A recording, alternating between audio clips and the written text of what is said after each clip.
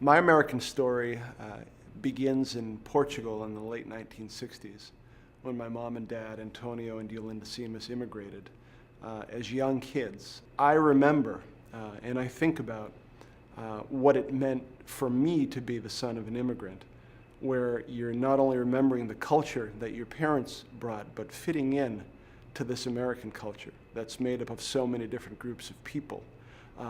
Remembering the lessons that my mom and my dad and my grandparents also taught me about citizenship, about giving to my community, and about my responsibility as an American being much more than rights, but being also about rights and responsibilities and paying it forward.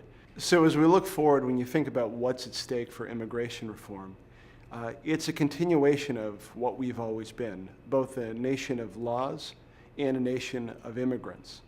There are really four things that I think are key to immigration reform, and they build upon the idea, that American idea, that we're all in this together. And so what are those four things? First, everybody agrees that we've got a responsibility to make sure as a nation of laws that everybody's playing by the same rules. And what does that mean?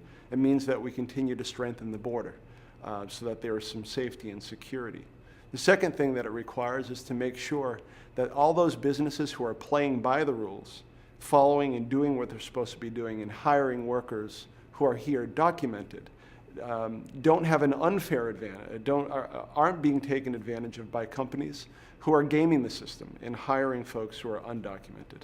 The third thing that we need to do is basically require that earned path to citizenship for the tens of millions of people who are here without the proper documentation. Because at the end of the day, what they want to do is the same thing that my folks wanted to do 43 years ago, which is to build a better life, not only for themselves, but for their kids. And in order to do that, we're going to require certain things. That they get to the back of the line from the folks who have been in the line legally, that they learn English, that they pay fines, and that they work towards in earning citizenship.